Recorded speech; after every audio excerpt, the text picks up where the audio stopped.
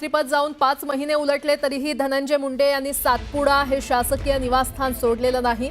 मुंबईत आपलं कुठेही घर नसल्यानं बंगला सोडला नसल्याचं स्पष्टीकरण त्यांनी दिलं होतं। असं असताना गेल्या वर्षी विधानसभा निवडणुकीवेळी उमेदवारी अर्जासह दाखल केलेल्या प्रतिज्ञापत्रात त्यांनी मुंबईत गिरगाव चौपाटीवर असलेल्या सदनिकेचा उल्लेख केलेला आहे। हे घर सध्या वापरत नाही। गिरगाव चौपाटीजवळ NS पाटकर मार्गावर वीर भवन या 22 मजली इमारतीमध्ये 9व्या मजल्यावर 902 क्रमांकाची सदनिका असल्याचं मुंडे यांनी आपल्या प्रतिज्ञापत्रात जाहीर केलंय।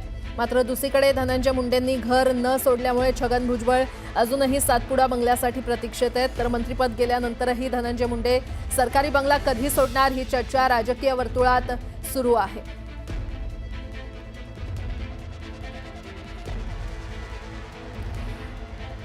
तर 5 महिने खरं तर उलटलेत, मात्र अजूनही धनंजय मुंडे यांनी शासकीय निवासस्थान सोडलेलं नाहीये। मंत्रिपद गेलेलं आहे, 5 महिने उलटलेत, मात्र तरी देखील धनंजय मुंडे यांनी सातपुडा हे शासकीय निवासस्थान सोडलं नाहीये। मुंबईत आपलं कुठेही घर नसल्यानं बंगला सोडला नसल्याचं स्पष्टीकरण त्यांनी दिलं होतं।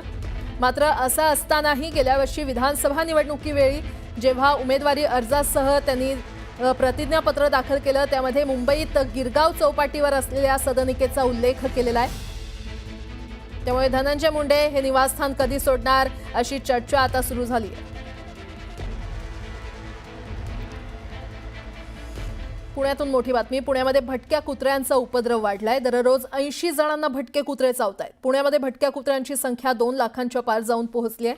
लसीकरण आणि निर्बीजीकरणात पुणे महापालिकेच्या आरोग्य विभागाची अनास्था पाहायला मिळते।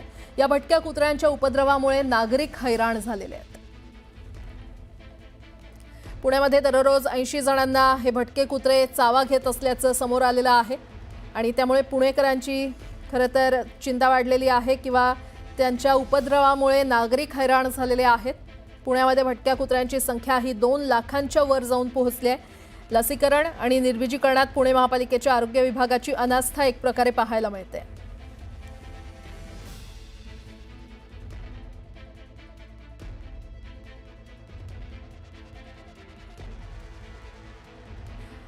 तर तिकडे नागपूर शहरात देखील भटक्या कुत्र्यांचा उपद्रव वाढलेला आहे। गेल्या 6 महिन्यात 5089 जणांना भटक्या कुत्र्यांनी चावा घेतलाय।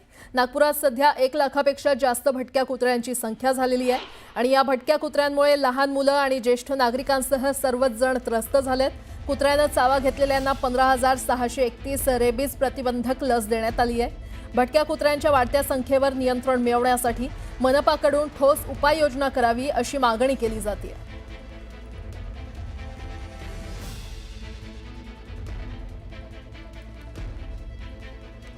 पुन्हा एकदा बातम्या वेगवान स्वरूपात। मुंबईत मंडपासाठी खड्डे खोदल्यास गणेश मंडळांना 15,000 दंड लावण्यात येणार आहे आणि हा दंड गणेश मंडळ भरणार नाहीत। हा रस्ता पूर्ण न करू शकणाऱ्या आणि खड्डे न बुजवणाऱ्या सरकारलाच दंड लावण्याची वेळ आलेली आहे अशी टीका उद्धव ठाकरे यांनी केली आहे। शिवसेनेचे आमदार संजय गायकवाड यांनी शरद पवार यांना टार्गेट केलंय। शरद पवारांची बरोबरी कुणीच करू शकत नाही। लोकप्रतिनिधी फोडण्यात शरद पवार यांचा हातखंडा आहे असा टोला देखील त्यांनी लगावलाय। वाद लावून फडणवीस आपला स्वार्थ साधतात अशी टीका जरांगे यांनी केली आहे। उत्तराला प्रत्युत्तर मिळणारच। मुंबईमध्ये ऐतिहासिक विजय होणार असा ठाम निर्धार त्यांनी केलाय। मतदार याद्यांमध्ये नावं समाविष्ट करण्याचा किंवा वगळण्याचा अधिकार निवडणूक आयोगाकडेच असतो। आधार कार्ड किंवा मतदार ओळखपत्र हे नागरिकत्व सिद्ध करण्यास अंतिम पुरावा मान्य होऊ शकत नाही असं निरीक्षण सर्वोच्च न्यायालयानं सुनावलंय।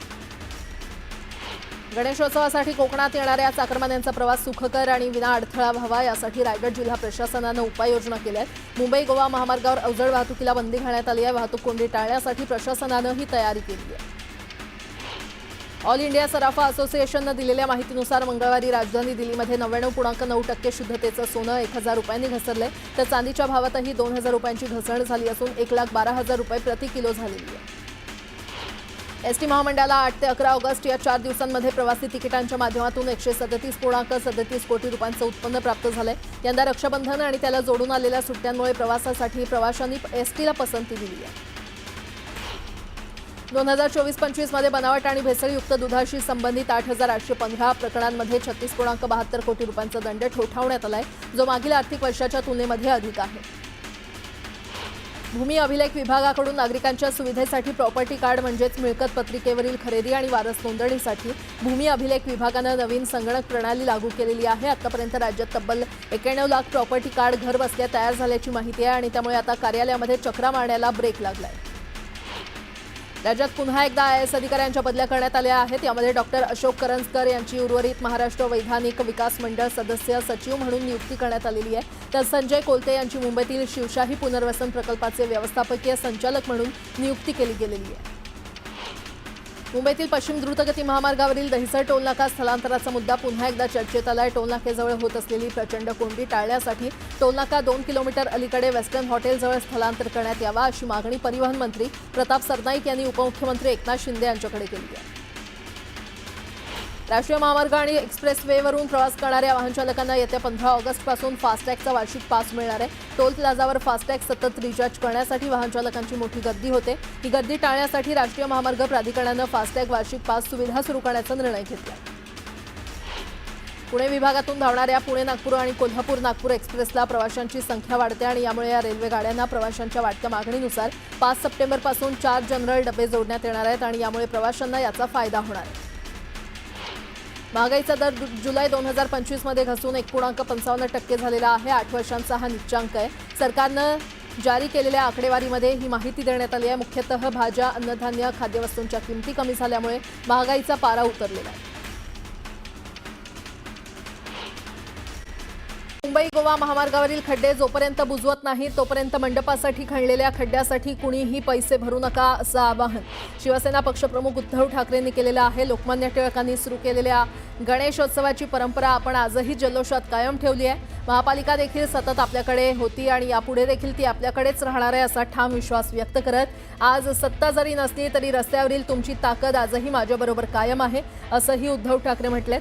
तर आता मंडळांची पळवापळवी सुरू झाली आहे। पळवण्याशिवाय ते दुसरं काही करू शकत नाहीत असं म्हणत ठाकरेंनी जोरदार निशाणा साधलेला आहे।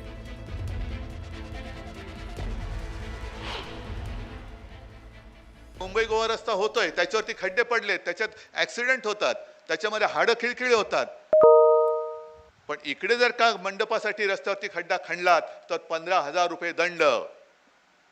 मग आज मी जाहीर करतोय, मुंबई ते गोवा किंवा मुंबई ते कोकण जेवढे खड्डे आहेत त्या प्रत्येक खड्ड्यावरती सरकारला दंड लावा दंड। सरकार जा मोजा, खड्डे मोजा आणि सरकारला दंड लावा। पण ते रस्ते जोपर्यंत बुजवत नाहीत तोपर्यंत आम्ही गणेशोत्सव मंडपासाठी खणलेल्या खड्ड्याचा 1 पैसा सुद्धा दंड भरणार नाही, हे मी आज जाहीर करतोय।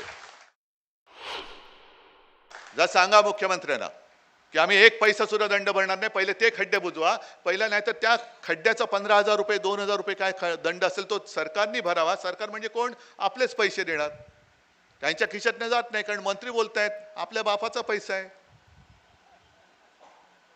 अरे तुमचा बाप जनता आहे, त्या जनतेचा पैसा आहे,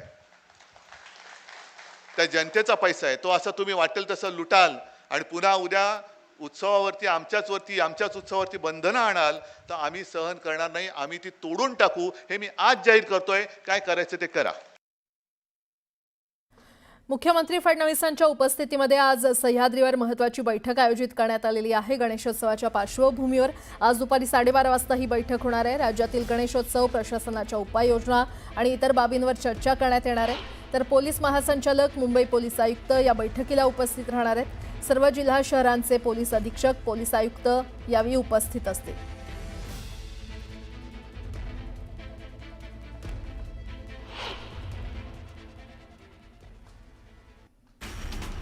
वर्ध्याच्या बांधकाम विभागाचा भोंगळ कारभार चव्हाट्यावर आलेला आहे। केळझर येथील शासकीय विश्रामगृह गेल्या 5 वर्षांपासून बंद अवस्थेत आहे। यामुळे लाखोंचा खर्च पाण्यात गेलाय, तर विश्रामगृहाच्या इमारतीमध्ये अवैध धंदे सुरू असल्याचा धक्कादायक प्रकार देखील समोर आलाय। धुळे महानगरपालिकेतर्फे तब्बल 300 किलोवॅट क्षमतेचा सौर ऊर्जा प्रकल्प उभारण्यात येणार आहे। महापालिकेच्या वरखेडी रोडवरील कंपोस्ट डेपोवर 300 किलोवॅट सौर ऊर्जा निर्मिती प्रकल्प उभारण्यात येणार आहे। या सौर प्रकल्पात निर्माण होणाऱ्या विजेचा कंपोस्ट डेपोवरील यंत्रणा कार्यान्वित करण्यासाठी वापर केला जाणार आहे। सौर प्रकल्पासाठी अंदाजे 2 कोटींचा खर्च अपेक्षित आहे। रत्नागिरी जिल्ह्यातील दापोली तालुक्यातील अंजर्ले खाडीमध्ये पडून असलेल्या बोटी मच्छीमारांची डोकेदुखी ठरतायत आणि समुद्रात जलसमाधी मिळालेल्या आणि खडकावर फुटून पडलेल्या या बोटी खाडीमध्ये अडसर निर्माण करतायत। त्यामुळे या भंगार बोटी तात्काळ हटवाव्यात अशी मागणी मच्छीमार बांधवांकडून करण्यात येते। सोलापूर जिल्ह्यातील 7 मंडळात गेल्या 8 दिवसात मुसळधार पाऊस पडलाय। 8 मंडळात 165 मिलीमीटर पावसाची नोंद करण्यात आली आहे। सोलापूर जिल्ह्यातील अक्कलकोट तालुक्यातील पान मंगरुळ गावच्या तलाठी कार्यालयामध्ये गळती होते। छताला लागलेल्या गळतीमुळे कार्यालयातील महत्त्वाची कागदपत्र भिजलेली आहेत, तर सर्व कागदपत्र प्लास्टिकनं झाकण्याची वेळ आली आहे।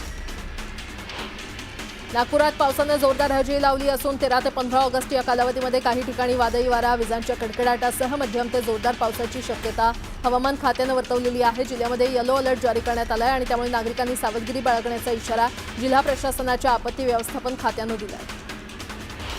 करवीर निवासिनी अंबाबाई मंदिरात देवीच्या मूळ मूर्तीचं दर्शन आजही बंद राहणार आहे। देवीच्या मूळ मूर्तीवर भारतीय पुरातत्व विभागानं केलेल्या संवर्धनानंतर मूळ मूर्तीचं दर्शन बंद राहणार आहे। गर्भगृहाची स्वच्छता आणि इतर सूचनांची पूर्तता हे भारतीय पुरातत्व संरक्षण विभागाच्या निर्देशानुसार होणार आहे। अमरावती महानगरपालिकेतर्फे हर घर तिरंगा भव्य तिरंगा रॅलीचं आयोजन करण्यात आलं होतं। नेहरू मैदान ते पोलीस आयुक्त कार्यालयापर्यंत ही रॅली काढण्यात आली। या रॅलीमध्ये एनसीसी, एनएसएस, स्काउट गाईडचे विद्यार्थी, पोलीस, होमगार्ड आणि सर्व शासकीय कार्यालयातील कर्मचाऱ्यांनी सहभाग घेतला होता। बुलढाणा शहरात असलेल्या डोंगर शिवाली गावामध्ये शेतात असलेल्या मंदिरात अस्वलांचा मुक्त संचार पाहायला मिळाला। अनेक वेळा या अस्वलांनी गावकऱ्यांवर हल्ला देखील केलाय, त्यामुळे वनविभागानं तातडीनं या अस्वलांचा बंदोबस्त करावा अशी मागणी गावकरी करत आहेत। वाशिमच्या किनी राजा आरोग्य केंद्रात किंवा आरोग्य उपकेंद्रात आरोग्य कर्मचाऱ्यांवर हल्ला करण्यात आलाय। आरोग्य केंद्रामध्ये प्रधानमंत्री सुरक्षित मातृत्व अभियानांतर्गत शिबिर सुरू होतं। शिबिरादरम्यान उपचारासाठी आलेल्या रुग्णांसमोर स्थानिक गोर संघटनेचा अध्यक्ष चंदन ब्रह्मानंद राठोड यानं प्रयोगशाळा, वैज्ञानिक अधिकारी आणि 2 आरोग्य सेविकांना शिवीगाळ करत मारहाण केली। पोलिसांनी आरोपीविरोधात गुन्हा दाखल केलाय। वसई तालुक्यातील नायगाव इथे थरकाप उडवून देणारी धक्कादायक घटना मीरा भाईंदर वसई विरार आयुक्तालयामध्ये घडलेली आहे। पोलिसांनी एका सेक्स रॅकेटचा पर्दाफाश केला असून यामध्ये आतापर्यंत 12 आरोपींना अटक करण्यात आलेली आहे, त्यात काही महिलांचा सुद्धा समावेश आहे।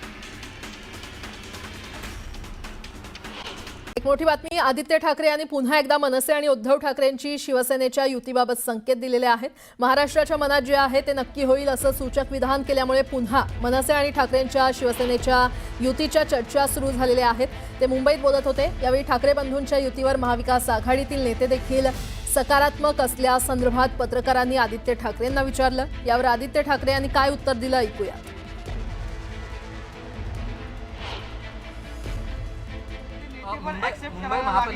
चिंता करू नका, महाराष्ट्राच्या मनात जे आहे ते होईल।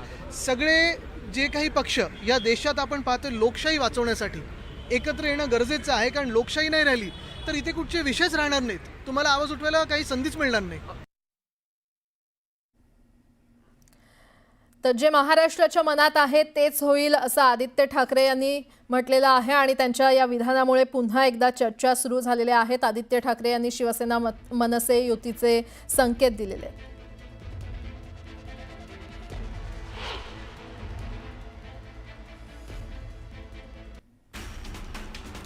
दक्षिण सोलापूर तालुक्यातल्या बसवनगर 13 मैल गावात स्मशानभूमी नाहीये आणि त्यामुळे मरणानंतरही मृतदेहाची हेळसांड होते।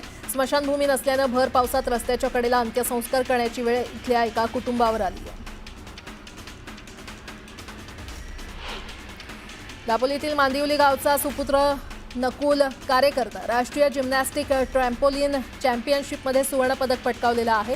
गेल्या वर्षी नकुलनं हाँगकाँगमध्ये झालेल्या आशियाई ट्रॅम्पोलिन जिम्नॅस्टिक स्पर्धेमध्ये भारतीय संघाचं प्रतिनिधित्व करून आपली चमक दाखवली होती।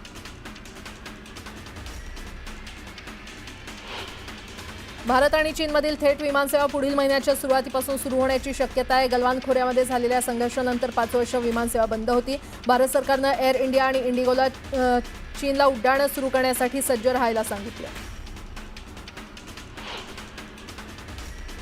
जम्मूमध्ये मुसळधार पावसानंतर तवी नदीला पूर आलाय। नदीकाठची अनेक गावं पुराच्या तडाख्यात सापडली आहेत। नागरिक सुरक्षित स्थळी स्थलांतर करत आहेत। हरियाणातील नूहच्या फिरोजपूर झिरकामध्ये 2 गटात तुफान हाणामारी झाली आहे। या दरम्यान घरांच्या छतावरून दगडफेक करण्यात आली आहे, तर एका दुचाकीला आग लावण्यात आली आहे। काही दुकानांना देखील आग लावण्यात आली आहे। या घटनेमध्ये 3 नागरिक जखमी झाले। राजस्थानच्या दौसामध्ये भीषण अपघात झाला। हा अपघात इतका भयंकर होता की ज्यामध्ये 10 लोकांचा जागीच मृत्यू झालाय। मृतांमध्ये 7 मुलं आणि 3 महिलांचा समावेश आहे। हे सर्व लोक खाटू श्याम मंदिरात दर्शनासाठी जात होते आणि या दुर्घटनेमुळे हळहळ व्यक्त केली जाते। यूपीच्या जौनपूरमध्ये भीषण अपघात झाला। बस आणि ट्रकची समोरासमोर धडक झाली। या अपघातात 5 जणांचा मृत्यू झालाय, तर 7 जण गंभीर जखमी झाले। छत्तीसगडच्या धमतरीमध्ये 3 तरुणांच्या हत्येचा सीसीटीव्ही व्हिडिओ समोर आलेला आहे. सोमवारी रात्री एका ढाब्यावर ही हत्या करण्यात आली. हत्येच्या वेळी एक युवक आपला जीव वाचवत धावताना पाहायला मिळतोय, तर आरोपी हातात दांडा घेऊन धावत असल्याचं दिसतंय. पोलिसांनी या प्रकरणातील सर्व आरोपींना बेड्या ठोकल्या. राजस्थानातील दौसा इथे दगडांनी भरलेली ट्रॅक्टर ट्रॉली उलटली आणि त्यामुळे सर्व दगड रस्त्यावर पसरले. या अपघाताचा व्हिडिओ देखील समोर आलेला आहे. सुदैवानं या अपघातात कोणीही जखमी झालेलं नाही. यूपीतल्या अलीगडमध्ये एका वाढदिवसाच्या पार्टीदरम्यान गोंधळ झाला. तिथल्या गुंडांनी जोरदार हाणामारी सुरू केली आहे, ज्याचा एक व्हिडिओ देखील समोर आलाय. बाहेरील लोक या परिसरात वाढदिवस साजरा करत होते आणि स्थानिकांनी विरोध केल्यानंतर गुंडांनी त्यांच्यावर हल्ला केला. बातमीपत्र